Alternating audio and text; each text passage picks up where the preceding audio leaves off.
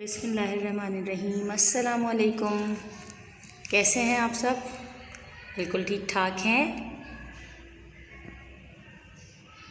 आज 24 दिसंबर है और जुमेरात का दिन है। आप सब जानते हैं कि हमारा सबक काजी जी का अचार, जिसकी हम बुलंद ख़्वानी का पहला हिस्सा कर चुके हैं, आज हमें उसकी बुलंद ख़्वानी का दूसरा हिस्सा करना है। जबकि हमने उसके पहले हिस्से में मुरक्कब अल्फाज और सिफ़ात का काम किया था और बहुत अच्छी सी बुलंद ख़्वानी की थी। आप सबने कोशिश की बुलंद ख़्वानी करने की, शाबाश। इसी तरह कोशिश कीजिए, आप बहुत अच्छी बुलंद ख़्वानी करेंगे। आज हमें किस सफ़े की बुलंद ख़्वानी करनी है? सफ़ा नंबर 85 की। ठीक है, अब आप लोग सब अपनी अपनी किताब निकालिए और किताब का सफ़ा नंबर 85। ये है आपका सफ़ा नंबर 84, काजी जी का अचार सबक का नाम है, और ये है सफ़ा नंबर 85। तो आप सबको पता है ना बेटा कि आज हमें सफ़ा नंबर 85 की बुलंद ख़्वानी करनी है, और जिसका पहली 2 लाइनें हम पढ़ चुके थे। आज इसके नीचे से हमें शुरू करना है। आप सब ने अपनी किताबें निकालनी हैं, पेंसिल आप सबके हाथ में होनी चाहिए। बिल्कुल ध्यान से, खामोशी से बैठ के सुनिएगा जब मैं बुलंद ख़्वानी करूं।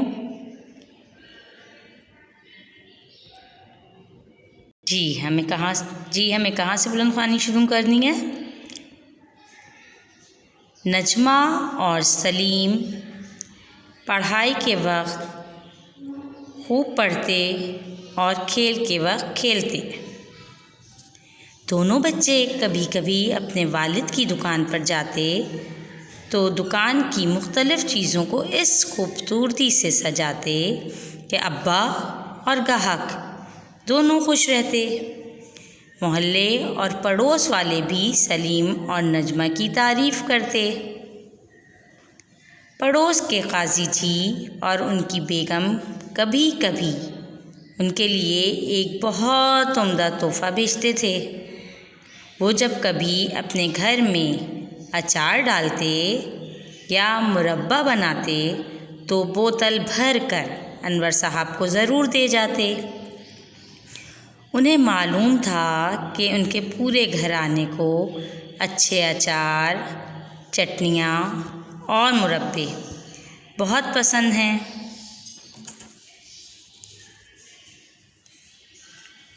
आम का अचार हो या मुरब्बा, खजूर की चटनी हो या खुबानी का मुरब्बा, अनवर साहब और उनका पूरा घराना ये सब कुछ इतने शौक़ से खाता कि काजी जी की बीवी कहती, बस जी, आप लोगों को खाते देखकर हमारी सारी मेहनत वसूल हो जाती है। उनकी ये बात सुनकर एक रोज़ सलीम और नजमा की वालदा बोली, सुनिए, आप लोग बहुत अच्छा अचार और मुरब्बा तैयार करते हैं। अगर ये चीज़ें बाज़ार में फ़रोख्त की जाएं तो क्या ख़्याल है? ये सुनते ही अनवर साहब बोले, क्या मतलब? यानी ये नेमत आम लोगों को बेची जाए, हम देखते रह जाएं और दुनिया खाए? इनकी इस बात पर हर एक हंसा। सलीम तो हंसते हंसते दोहरा हो गया। नजमा बोली, अरे अब्बा जान, पहले सारा अचार आपके सामने रख दिया जाएगा, आप इसमें से जी भर कर अपना हिस्सा निकाल लीजिएगा। इसके बाद जो थोड़ा बचेगा वो गरीब ग्राहकों के हिस्से में आएगा। ये तय हो गया कि काजी जी और उनकी बेगम के तैयार किए हुए अचार और मुरब्बे बाज़ार में बिका करेंगे। मगर अब काजी जी ने अपनी एक मुश्किल बयान की।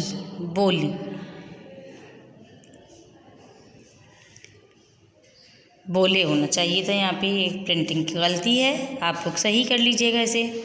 साहब, आपको तो मालूम है कि अब हम दोनों बूढ़े हो गए हैं और ये काम बड़े पैमाने पर नहीं कर सकते। ज़रा सोचिए, सब्ज़ी मंडी जाना और बोझ उठा कर लाना, फिर इतने बहुत से फलों को काटना तराशना कुछ आसान नहीं। ये सुनकर नजमा और सलीम ने एक दूसरे की आंखों में देखा और दोनों तकरीबन एक साथ बोले, हम किस दिन काम आएंगे? नजमा ने कहा, हमारी छुट्टियां शुरू होने वाली हैं, अपने फारिग वक्त में हम आपका हाथ बटा सकते हैं। सलीम ने कहा, सब्ज़ी मंडी का काम तो आप मुझ पर छोड़ दीजिए, ऐसे उम्दा फल और ऐसी अच्छी सब्ज़ी ला कर दूँगा कि आप लोग भी अपना सफ़ा नंबर 86 निकालिए, ताकि हम इसकी एक लाइन यहाँ तक पढ़ेंगे, फिर इसको हम इख्तिताम करेंगे इसका। जी, आप भी याद करेंगे, नजमा बोली, और इन चीज़ों को काटने का काम आप मुझ पर छोड़ दीजिए। लीमू और कैरियाँ काटने की तो मैं माहिर हूँ।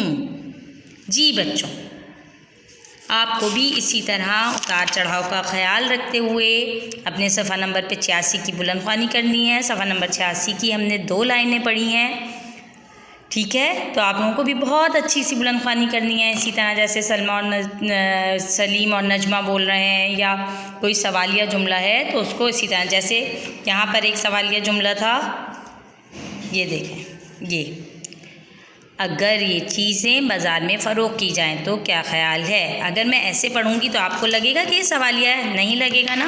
तो आपको क्या करना है, अगर ये चीज़ें बाज़ार में फ़रोख्त की जाएं तो क्या ख़याल है। तो इस तरह करने से आपको पता चला ना कि ये सवालिया जुमला है। इसी तरह आपको उतार चढ़ाव का ख्याल रखते हुए बहुत अच्छी सी बुलंदख्वानी करनी है। अब आपको कौन से अल्फाज कशीदा करने हैं, आइए मैं आपको दिखाती हूँ। ये हैं आपके नए अल्फाज। सबसे पहले गाहक, गाहक, तोहफ़ा, तोहफ़ा, चटनियाँ, चटनियाँ,